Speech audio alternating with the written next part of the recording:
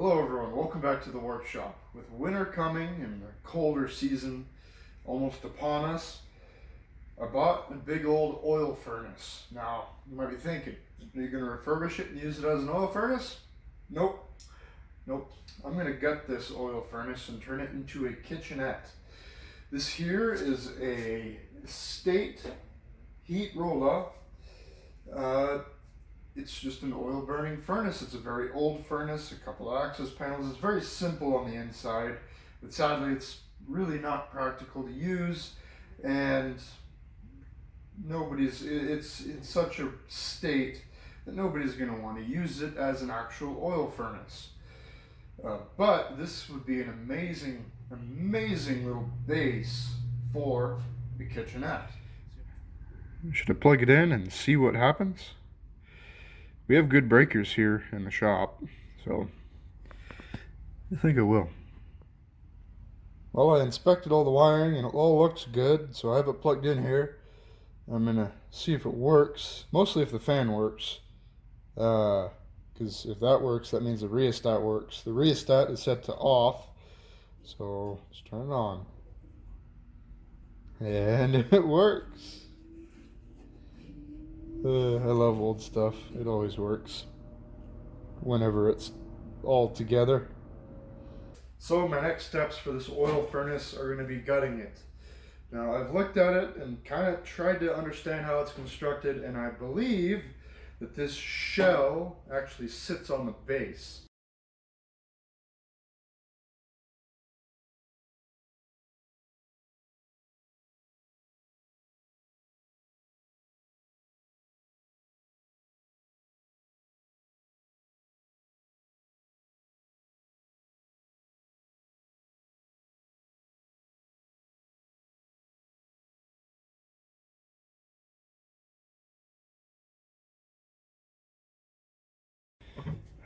Well, I do believe I just discovered why this model of furnace was phased out. That there is a light colored fibrous material that I've not yet encountered. I believe that is asbestos. Asbestos dust is very cancerous. It's not good for you. It's bad for you. Very bad for you. So I'm gonna find a way to dispose of that properly. Probably folding it up with a pair of gloves on, or a rag or something around it. Actually, I got gloves right here. I think I know what I'll do. Now, this isn't a massive amount of asbestos, and I will probably be fine, but it's just, oh yeah, that's tough. Oh, that's great. No dust is coming off of it, luckily. Let's just put that in there. Oh, now there's dust. Great. And let's see. There's little tufts on these studs, but they're old, and so I can break them.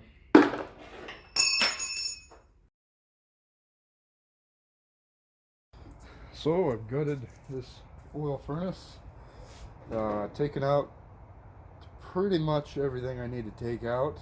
I've decided I'm not going to use the base of it, and I'm going to probably take out as much as I reasonably can and not use as much of it as I can because of that asbestos I found.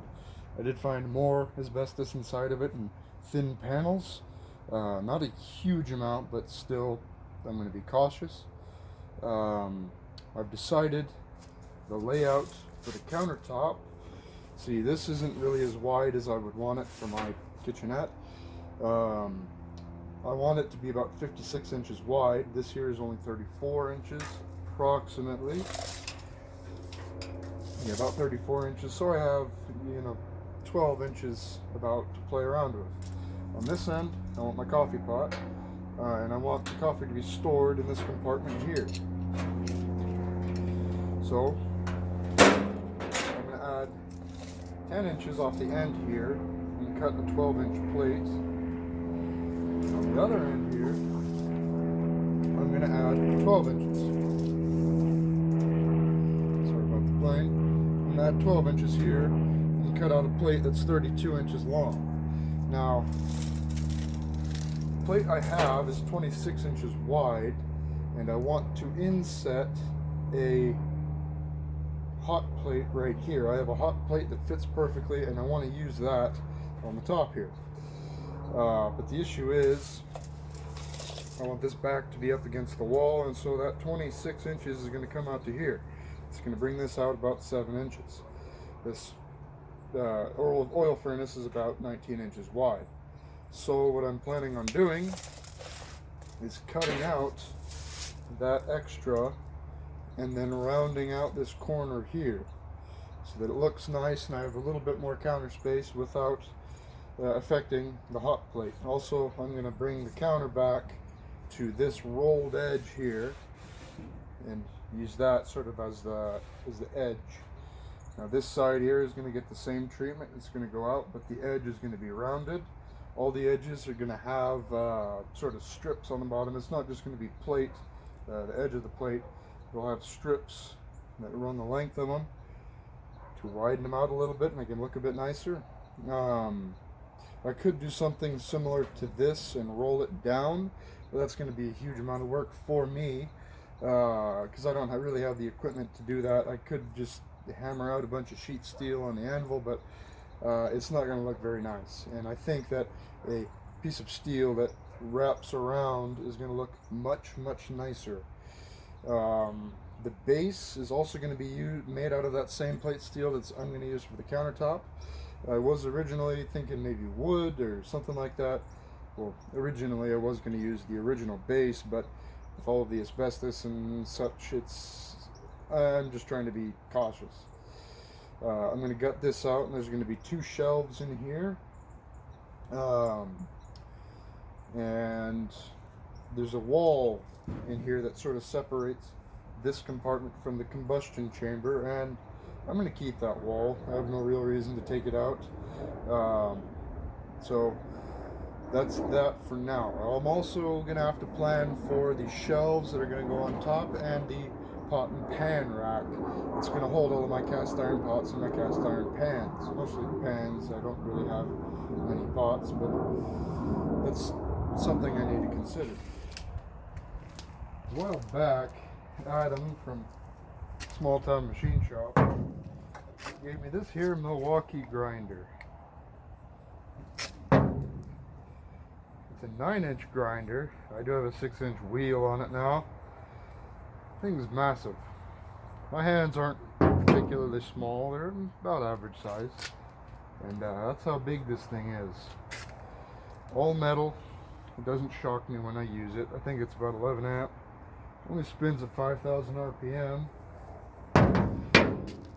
But I've not been able to bog it down yet, like I can bog down just about every other grinder that I've used.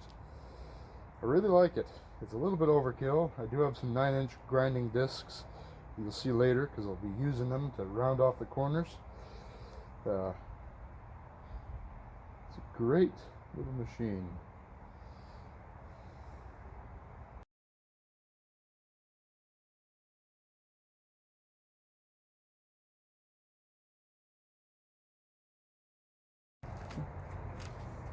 Now with those 2 plates cut, the one for sort of the coffee maker area and sort of the more kitchen area, you can kind of see the vision more clearly. See, I have the base, the oil heater is my base, and also as a cabinet for storage. I'm going to cut out this section here, straight section, sort of along the front, along with the swooping radius. I'm going to cut a radius here. I think that this radius here is going to be much larger. All of these jagged saw cuts are going to be gone. Hot plate is going to go about right here, and then I'll be able to access both the controls right here. This section here is going to be left open so that I can open up this guy and pull out my coffee grounds and filters and whatever. I'll have a couple of shelves up on the top. This seam here between the two plates I'm going to weld up completely and grind down. I might round off the corners on the ends too, and that's kind of the vision at the moment. Now this plate here is not going to be permanently affixed to the station, or not to the station, to the heater, because if this hot plate fails, these two holes that are going to be in it that make it flush with the countertop, they're going to need to be modified for whatever new hot plate I put in it, or whatever I end up doing with it. So I don't want this to be permanently affixed. I want it to be able to be removed. So I've completed the gutting of the inside of this guy. Well, actually I got to take that out. Let's see.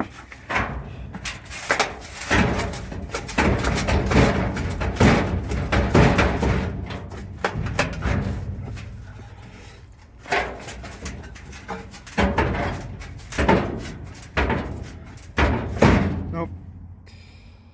Can't fatigue that little bolt.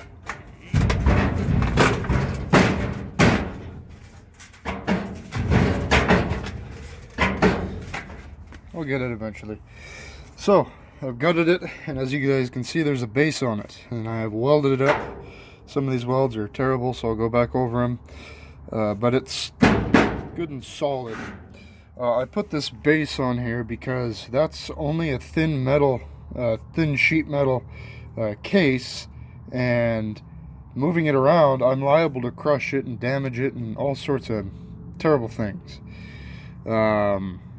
So, oh wow, my welds are really not very good. So I have it up here on this plate. This plate is probably going to go on a little wooden platform just so I'm not steel on concrete, and then anytime you move it, it creaks and squeaks. The tabletop itself, I'm getting ready to do a bit of welding on it.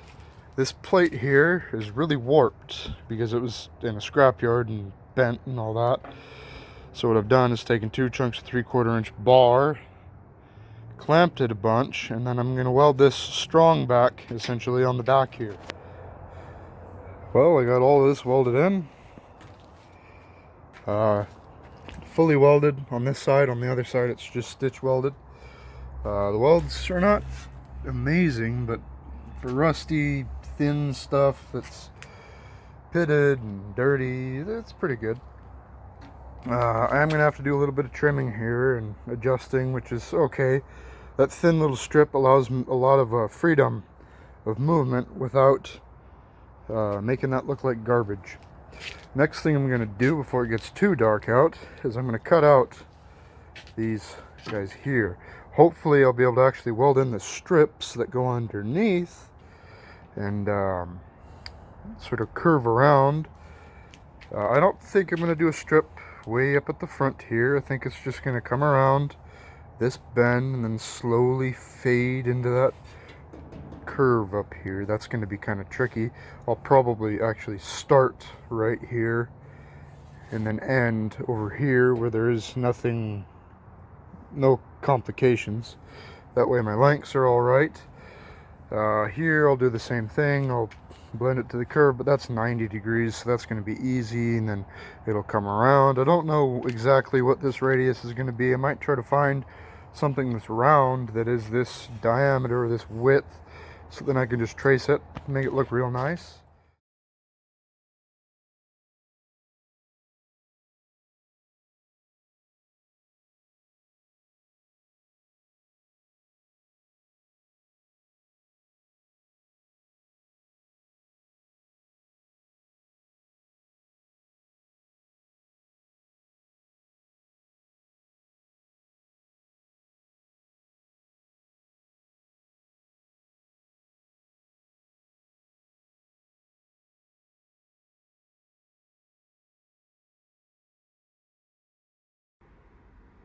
So I've moved the thing inside. I still need to pressure wash it and wire brush it and get all the loose rust off. But these two curves are in. These are still really rough. As I bend the flat bar around this and sort of mold it to there and bend it around, The weld that goes on the top is going to fill that in and smooth it out significantly. If you like this video, please like and subscribe. There's going to be more content on this coming out. I do have more shaper content, hopefully coming out soon. I've done a huge amount of work to the shaper and it's fully functional. All the axes move, but I have some content on that. Hopefully I can get a motor for it here soon. Hopefully I can start machining the new parts for it. But first, the higher priority is going to be that little kitchenette, because that's something I wake up every single day and use, and the one that I have I'm very frustrated with. So that's going to be project number one for a little bit. Then it'll be the shaper, and then all the other laundry list of products that, not products, but projects that I have that I need to get to. So please like and subscribe if you enjoyed, and have a good day.